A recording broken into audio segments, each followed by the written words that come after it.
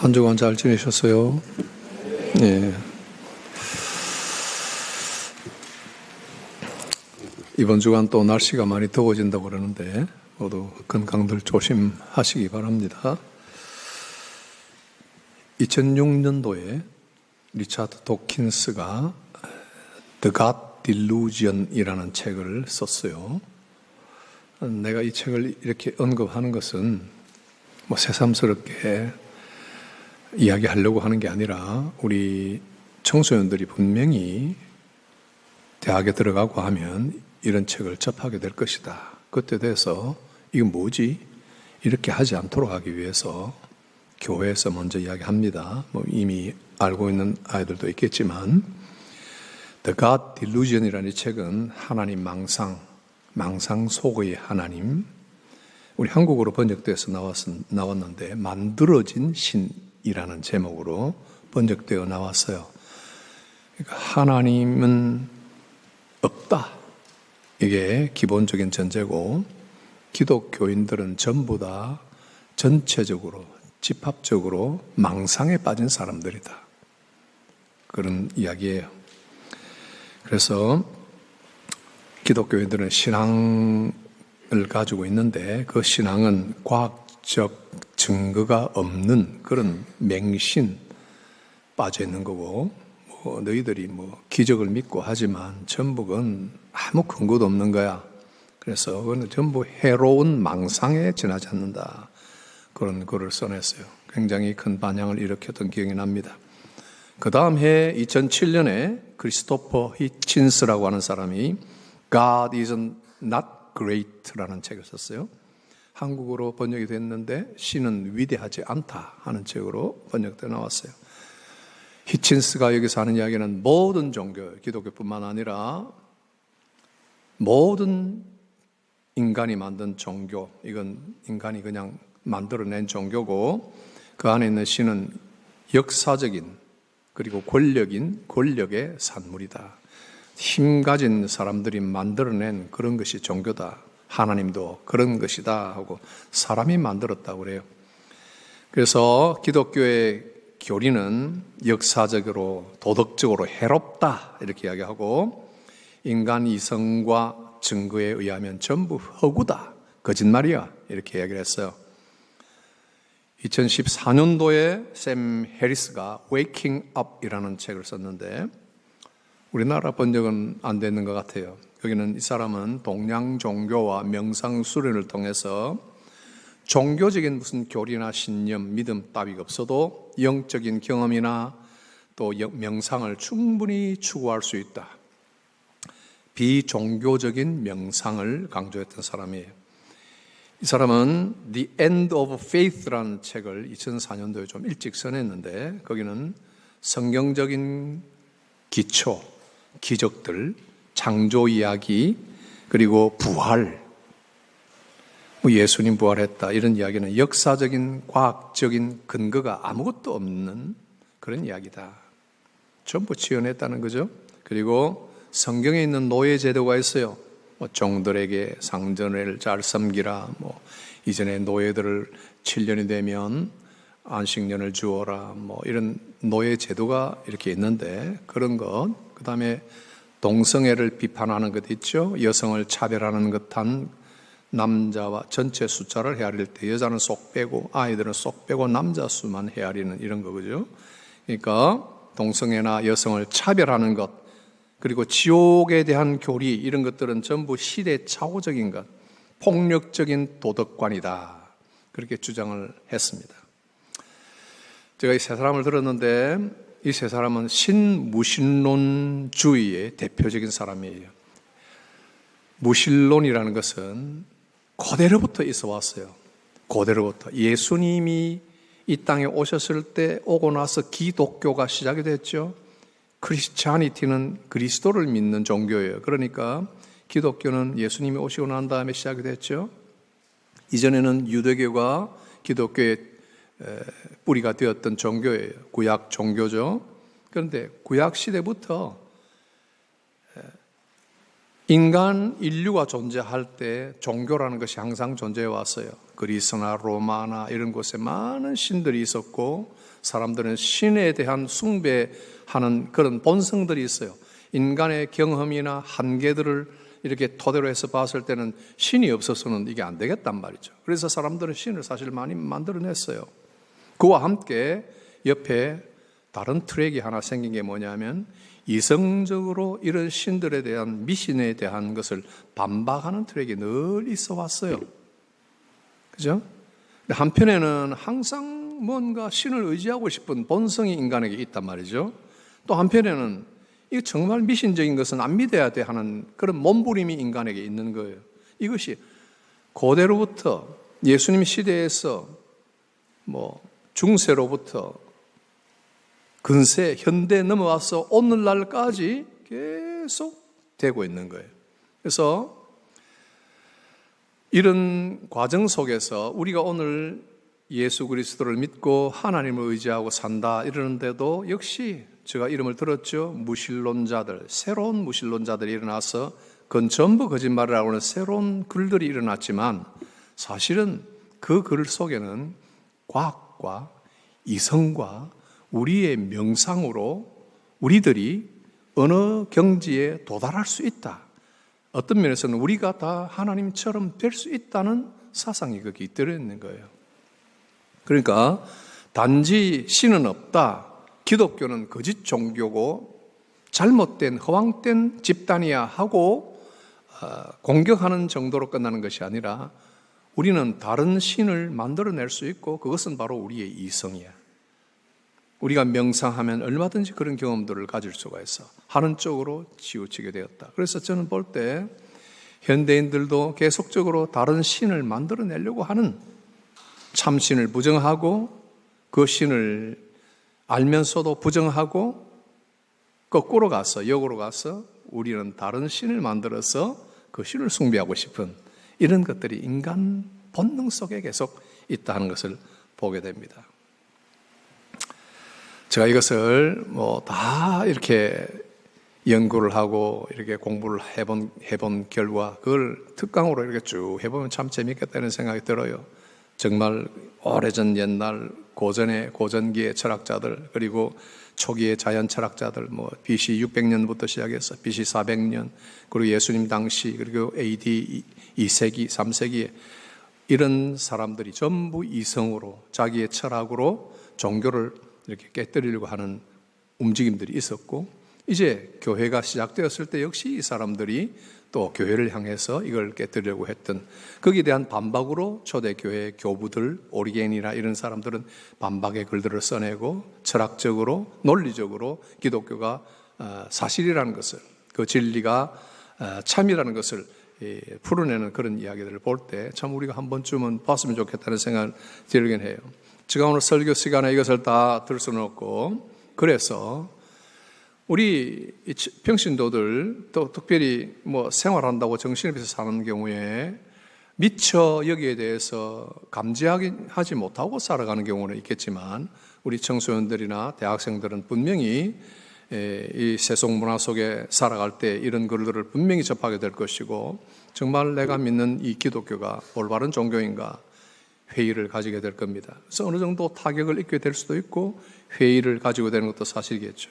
그러나 강단에서 설교하는 목사의 입장이나 예수를 믿는 성도들의 입장에서는 하나님의 말씀과 또 하나님이 살아계시는 참신이라는 것을 믿는 그런 교회로서 이 배는 세상에 어떤 반대와 폭풍이 몰아쳐도 예수님의 재림과 심판 이후까지 영원토록 이 교회는 지속될 것이고 그런 공격들은 항상 있어 왔지만은 그 아군의 진지를 더욱 강화시키는 그런 역할밖에 하지 않을 것이다. 예수님이 초기에 베드로의 신앙 고백을 받을 때 그에게 하셨던 말씀 기억나시죠? 참 주는 그리스도시요 살아계신 하나님의 아들이라는 신앙 고백을 옳게 했을 때 참 귀하게 받으시고 장차 이 신앙 고백 위에 교회를 내가 세우겠다 하셨고 그리고 뭐라고 하셨어요? 음부의 권세를 이야기하셨어요. 영적 회방의 공격의 권세를 이야기하셨어요. 그 권세가 있을 것을 이야기하신 거예요. 그것이 있지만 어떻게 한다? 이길 수 없다 그랬어요. 절대 이길 수 없다. 내가 내 교회를 붙들고 세울 것이기 때문이다 하는 말씀을 주셨잖아요. 그러니 우리 시대가 아무리 변했고 어떤 사람들이 굉장히 좋은 글을 써내어서 기독교 진리를 회파한다고 할지라도 예수 그리스도의 십자가와 부활과 승천을 통한 우리 인류의 구속과 또 영생의 소망에 대한 우리의 신앙은 결코 파손되지 않을 것입니다. 이런 것을 우리가 어느 정도 믿고 신앙생활을 다 하고 있어요. 어느 순간에 이런 것들이 때때로 챌린지를 받을 때가 있는 거예요. 그렇죠? 그래서 이거 시험 들었네 하는 때가 옵니다. 내가 지금까지 믿어왔던 이것이 정말 사실인가? 내게 진짜 힘이 되는가? 나의 구원은 영원히 이루어질 수 있는 것인가? 혹은 천국은 있는 것인가? 하는 정도의 어떤 큰 의문에 사로잡히는 시련거리들이 우리에게 옵니다. 결국 그 모든 것을 하나님께서 붙드시고 끝까지 우리들을 인도해 가실 것입니다. 그런데 우리가 지금 사는 동안에 이 믿음들을 어떻게 잘 간수하고 어떻게 이것을 계속 유지해 나가야 되는가? 이것이 참 중요한 질문이에요. 저는 오늘 이 설교의 주제를 대대로 전할 이름이라고 했는데, 대대라고 하는 것은 아버지 때, 할아버지 때에서 대대로 내려오는 거예요. 그 다음에 우리 때에서, 그 다음에 우리의 자녀 대로 넘어가는 거예요. 우리 자녀들에서 손자 또 대로 넘어가. 이게 대예요. 대대로 넘어간다. 오늘 우리 권사님 또 집사님 이렇게 한국에서 오셨는데 아들네 집에 방문했죠. 그 대죠. 그 아들의 집에 오니까 손자 손녀가 있죠. 대예요. 대대로 물려줄 이름이다. 누가요? 누가 물려줘요? 아들이 아버지에게 물려줘요? 손자가 할아버지에게 물려줘요? 아니죠? 위에서부터 물려주는 거예요. 대대로. 뭘 물려줘요? 어떻게 물려줘요? 우리가 가진 것을 물려줘요. 그렇죠? 가진 것을. 유형이든지 무형이든지, 돈이든지 교양이든지, 그죠? 생각이든지 가진 것을 물려줘요. 없는 것은 못 물려줘요. 여러분들이 신앙도 가지고 있는 것, 내가 확고하게 붙들고 있는 것을 물려주는 거예요. 오스키니스가 이 이야기를 했어요. 모든 세대는 각기 속한 시대에서 하나님께 나아가 그 시대에 대한 책임을 져야 한다. 다음 세대로 최고의 유산과 지혜를 전하지 못하는 가정과 교회에는 화가 있을 것이다. 강하게 이야기를 합니다. 모든 세대가 가져야 할 책임이 뭐냐? 최고의 유산과 지혜를 다음 세대에 물려줘야 한다는 거예요. 안 물려주면 어떻게 할 수 없지 뭐가 아니라 화가 있을 것이다. 그런 교회, 그런 가정은 화가 있을 것이다. 이렇게 이야기합니다. 하나님의 백성들에게는 물려줄 것 중에 가장 최고의 것이 뭐냐? 최고의 유산과 지혜가 뭐냐? 그것을 찾아서 물려줘야만 한다. 우리 성도들이 엄청난 재력가가 있어서 그 재산을 어떻게 물려주고 할까? 그런 걱정을 하는 분들은 없을 거예요. 다행인지 불행인지 모르겠지만, 그러나 여러분들 모두는 내게 있는 최고의 유산과 지혜를 파악을 해야 돼요. 있어야 물려주죠. 그죠? 그러니까 그 파악을 해서 이걸 물려줄 수 있도록 우리는 생각을 해야 되고, 그게 없으면 우리 가정과 그런 교회는 화가 있을 것이다. 물론 뭐 기니스가 했다 그런 말을 했다고 우리가 뭐 화를 입는 건 아니지만 그만큼 중요하다는 거예요. 여러분, 우리 사회생활 하면서 어떤 어린 청년 소년들을 볼 때, 저 청소년을 볼 때 싸게 놀았다 이런 말을 함부로 할 때가 있어요. 예절이 없고 감사할 줄 모르고 인사할 줄 모르고 벌써 하는 태도가 빵점이야 이런 사람들을 볼 때가 있어요. 여러분, 그럴 때는 어떻게 해요? 가정에서 교육이 제대로 안 된 거예요. 그럼 여러분들이 그 사람 가정에 가서 쳐들어가서 뭐 어떻게 이렇게 해라 저렇게 해라 이런 말을 안 하잖아요. 할 수 없죠. 우리가 알아서 할 영역이에요. 모든 세대에 우리가 사는 동안에 우리가 져야 할 가장 중요한 책임이에요. 그렇게 할 때 이 아이들이 어떤 기술을 배우는 거예요. 인간관계의 기술을 배우고 올바른 태도를 배우고 합당한 어떤 기능들을 갖추게 되는 거예요. 아주 베이직하는 거 맞죠. 그죠? 하물며 가장 최고의 유산과 지혜를 가질 때 얼마만큼 그들의 사회생활과 종교를 가진 기독교인으로서의 삶이 얼마나 복되겠어요. 우리 부모님들 여러 면에서 한계가 있어요. 학식도 그렇고 재산도 그렇고 모든 경험에도 그렇고 살면서 60 이상 되어보세요. 돌아보면 후회할 것밖에 없어요. 그때는 최선의 교육이라고 생각하고 했어요. 누가 뭘 해도 나는 후회하지 않는 그런 교육을 그때는 했다고 생각하지만 돌아보면 그것밖에 할 수 없었나 하는 생각을 두고 하게 되더라고요. 그죠? 이게 우리의 한계와 결함이에요. 결점이죠. 그럼에도 불구하고 신앙적인 사고, 신앙적 중심, 하나님을 사랑해서 사랑했던 한 구절이라도 성경을 붙들고 하나님을 사모했던 그런 마음과 정신들, 그런 것들은 자녀들의 가슴 속에 유산으로 남는단 말이에요. 그건 제 개인 경험이기도 해요. 부모님들의 경험, 뭐 잘못한 것, 뭐 결함들을 다 있지만 그러나 그분이 어떤 정신으로 사셨고 어떤 정신으로 사람들과 기독교적인 가치관과 도덕관을 가지고 사람들과의 관계에서 어떤 그 인간관계를 해 나갔는가 이런 것들이 다 남아있단 말이죠. 그래서 성경이 오늘 우리에게 요구하시는 딱 한마디의 말씀이 이거예요. 오늘 본문 말씀대로 오직 하나님의 이름, 하나님의 이름만이 대대로 기억할 이름이고 하나님의 이름만이 대대로 전해줘야 할 이름이다. 하나님이 이렇게 말씀하세요. 딴 건 말씀 안 해요. 하나님의 이름. 오늘도 이 예배 시작하기 전에도 예수의 이름에 대한 것이 나오고 말이죠. 우리의 모든 우리를 향한 시선을 거두지 아니하시는 예수님, 그런 이야기들이 나오잖아요. 오늘 본문을 보니까 15절, 이는 나의 영원한 이름이요 대대로 기억할 나의 칭훈이라. 하나님은 스스로 계신 자라고 설명합니다.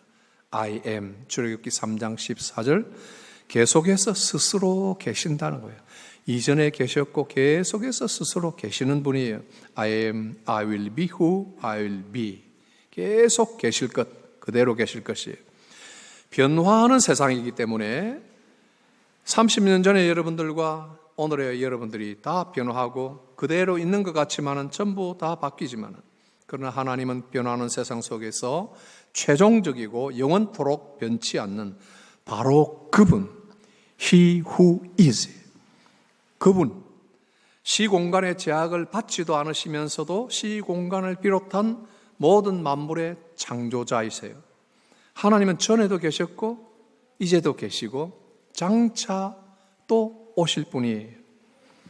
우리 주 예수는 어제나 오늘이나 영원토록 동일하셔서 언제나 하시는 일, 나 같은 죄인 부르사 은혜 주시고 어제나 오늘이나 우리를 복을 주신다. 언제나 동일하신 분이다. 우리는 그 이름을 기억하고 거기에다가 우리 인생의 닻을 놓아야 됩니다. 스코틀랜드 에딘버러에 제가 살 때 한 20년 훨씬 전이에요. 그때 캐서린 알가일 처치라고 있어요. 거기 들어가면은 이게 사람의 이렇게 얼굴을 이렇게 부조로 해가지고 다 해놨는데 우리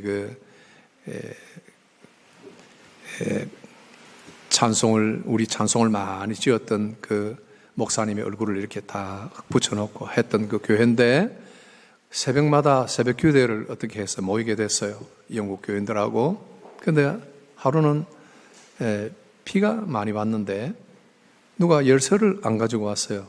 그래서 문을 따고 들어갈 수가 없었어요.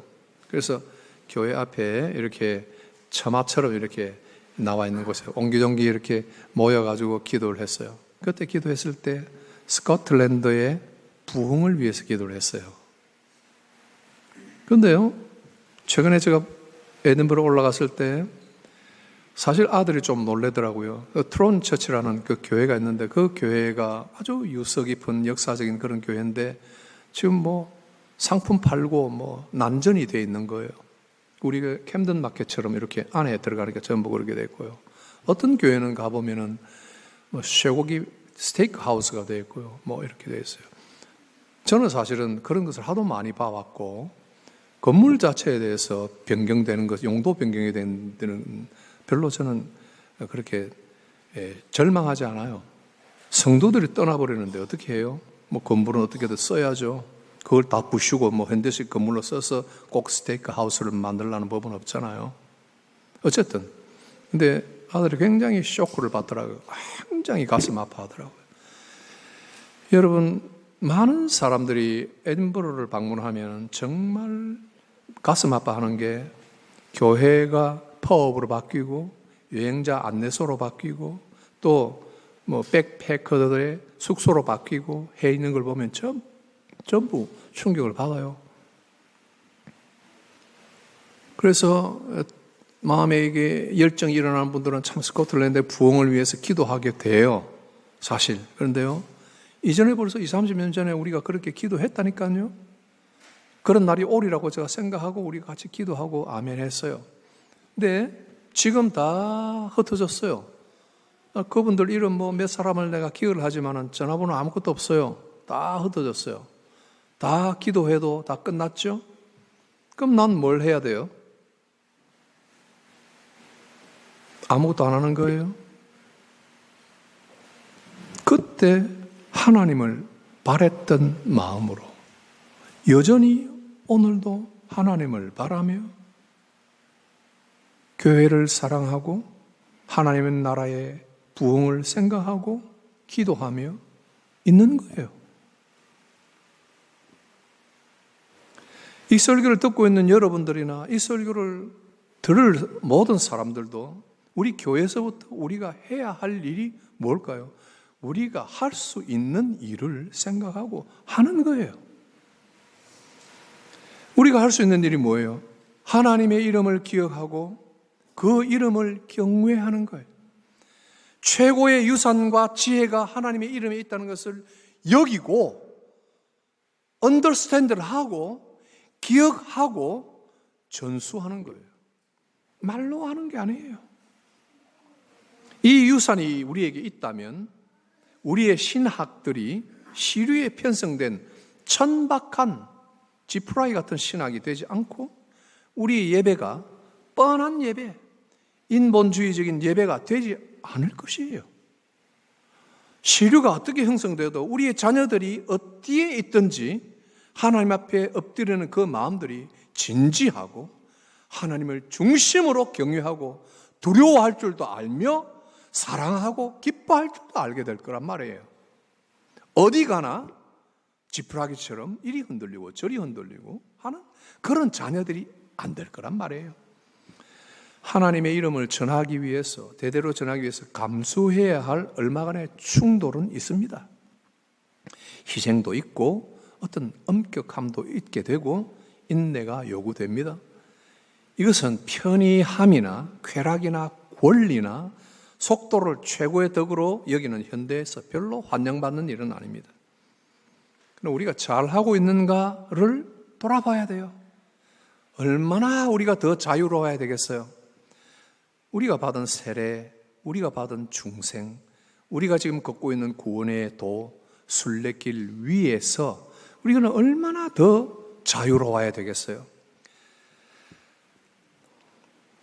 저는 현대를 분석하는 글들을 이렇게 뭐 인문이나 뭐 철학이나 혹은 신학이나 이런 책들을 두루두루 볼 때마다 교회 안에 점점 들어오는 어떤 세속적인 가치관들이 들어오는데 제일 저는 중시해서 보는 게 뭐냐면 성도들 속에 교회 안에 있는 세속적 가치관이 아니에요. 제가 앞에 들었던 몇몇 사람들의 글들을 우리 성도들은 분석하고 비판하고 배격해요. 굳게 신앙을 붙드는 사람들로서 그런 책은 오히려 우리의 신앙을 강화해 줄 뿐이에요. 그러나 제가 볼 때 세속적 유실론이 있다. 유실론자, 무신론자가 아니에요. 현대교회 신앙 좋은 사람들의 마음속에 세속적인 유실론자들이 있다. 이런 바로의 압제와 영향권에서 출애굽한 이스라엘 백성들이 완전 해방되어서 홍해를 건너왔습니다. 그들 불과 2달 사이에 금송아지를 만들었습니다.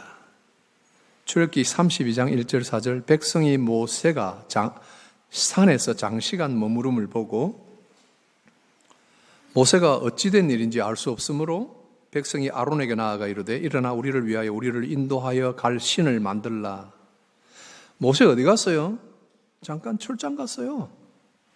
40일 출장 갔어요. 가서 하나님의 법을 받아오는 거예요. 그 시간 동안에 일어나는 일이에요. 아론이 이르되 너희가 너희 여자와 자녀를 데려와서 금고리들을 떼어내어 내게로 가져오라 하니 백성이 다 금고리들을 떼어 아론에게 가져오매 아론이 그것을 받아서 주물러 금송아지를 만들매 백성이 이르되 이것이 너희를 이집트 땅에서 인도하여 낸 너희 신이라. 신을 딱 만들었어요. 어떤 신요? 출애굽을 시킨 신이다. 만들었어요. 이것이 우리를 애굽에서 인도하여 낸 우리 신이라. 무신론보다 더 경계할 신앙인 속에, 하나님의 백성 속에 있는 망상의 신이에요. The God delusion이에요. 실제로. 신앙 계승이 그렇게 이어지면 안 되겠죠? 오늘날 많은 신자들의 마음속에 허용된 듯한 기운이 있어요. 진짜 하나님을 붙들고 있는가? 아니면 만들어진 하나님을 지금 새로 붙들고 있는가? 현대 유례없는 급격한 변화 속에서 모든 것들은 전부 공기처럼 가볍고 하찮은 먼지로 축소되어 있어요. 진지한 게 있나요? 전부 그냥 손가락 하나에서 다 놀아나는 거예요. 탁탁 튕겨버리고. 진지한 게 있나요? 누군가 아주 이건 심각한 겁니다. 진지한 게 있나요? 전부 먼지 같은 그런 것들로 전부 축소되었어요. 세속적 신무신론자들에 의한 외부적인 장기적인 공격을 통한 영향일 수도 있죠. 그러나 내적인 침식이 우리 자신도 모르게 진행되면서 어느 순간에 이런 환경 속에서 유일하신 하나님에 대한 우리의 신앙이 얄팍해지고 영적인 견고함이 무너질 수 있다 하는 것입니다. 인내와 여정을 필요로 하는 광야에서 출애굽한 이스라엘 백성들은 하나님의 공급에 결국 만족하지 못합니다. 모세는 화가 나서 돌판을 던져버리고 금송아지를 그냥 가루를 만들어서 하나님을 대신하여 진노를 내렸고, 그랬지만 또 세월이 얼마간 지날 때 그 광야길에서 민수기 11장 5절에서 10절 우리가 애굽에 있을 때에는 값없이 생선과 오이와 참외와 부추와 파와 마늘들을 먹은 것이 생각나거늘 이제는 우리의 기력이 다하여 이 만나 외에는 보이는 것이 아무것도 없도다 하니, 모세가 백성이 각기 자기의 장막에서 우는 것을 들었는데 그 가족을 따라 각기 우는지라 엉엉 울고 있는 거예요. 기가 막힌 노래죠. 그때는 값없이 먹었대요. 그때는 어떤 때예요? 종이었어요. 자기 신분이 어떤 신분인지를 모르는 거예요. 다 잊어버린 거예요. 차라리 그때가 더 그립다는 거예요. 구원과 권능의 하나님에 대한 경외심은 광야의 돌짝처럼 내던져졌고 고작 먹는 것 때문에 여러분, 고작이에요. 고작 식생활 아니에요. 식생활은 하찮게 여길 것이 아니고 우리의 신앙의 시금석이 되는 거예요. 식생활이 우리 신앙의 바로메터가 될 수 있는 어떤 증거물들이 됩니다. 창조하시고 독생자 예수를 보내주시고 우리 죄인의 죄를 무상으로 사유해 주시고 또 십자가에 달리사 다시 부활하시고 영생을 주시는 하나님을 내가 믿사오니. 그 다음 뭐예요? 집안에 아무 문제만 없게 해주시고 수입이 이번 달은 조금 더 불어나게 해주옵소서. 내게 다른 결핍은 없나이다. 이 정도의 목마름은 얼마든지 해결할 방편이 내게 있답니다. 필요할 때 또 찾아뵙겠습니다. 안녕히 계십시오. 이런 거 아닌가요? 그래도 봐주시겠죠. 하나님은 우리와는 다르니까요. 그러나 하나님께서 내가 가만히 있으니까 너희와 같은 줄로 생각하느냐 하고 반문하실 때가 있었어요. 꽝 잡는 게 매라는 식으로 신앙생활에 달려드는 사람들이 있습니다. 아무튼지 간에 이번 달만 넘기게 해주시고 지난해보다는 올해가 더 낫게 해주옵소서. 여러분, 신앙은 꽝 사냥이 아닙니다. 바라는 것들의 실상이요 보지 못하는 것들의 증거라고 했습니다. 우리 신앙의 선진들은 이 모든 것들, 보이지 않는 것들 중에서 보는 것처럼 바라고 믿었다고 했어요. 우리가 이렇게 계속 신앙생활을 해나갈 때는 하나님은 우리를 봐주십니다. 내가 아는 하나님은 봐주셔요. 막 그냥 조지지 않으셔요. 하나님 우리를 기다려주시고 사랑해주신 은혜로운 분이에요. 그런데 우리에게 어떤 화가 있느냐 하면은 우리에게 주신 영광과 담력과 존귀함과 이런 것들이 다 상실되는 거예요. 거지 왕자, 거지 공주 꼴로 사는 거예요. 항상 세상에 쫓아오는 자가 없는데도 쫓겨가는 사람, 항상 자기 일로 지쳐있고 항상 포기 상태에 있는 그런 상태로 떨어집니다. 왜냐? 가장 존귀한 하나님의 이름이 내게서 거두어지고 나는 울고 앉아있거든요. 결론을 내립니다. 오직 한 분이신 하나님, 살아계신 하나님의 고유한 속성들을 내 삶에 비추고 채색하고 흡입하여 빨아들여서 그분의 무게와 진지함을 나의 절대적인 기준으로 삼아야 할 것입니다. 거기에서 우리 삶을 영위할 힘도 나오고 이웃을 배려할 여유도 나옵니다. 사람을 존중할 줄 아는 상식이 거기서부터 나오는 거예요. 제5계명부터 시작되는 거죠. 기본 질서와 예절을 지켜. 우리 성도들의 자녀 어디 가서도 예절 없는 자녀라는 이야기를 듣지 않도록 부모들 신앙교육 잘 하십시오.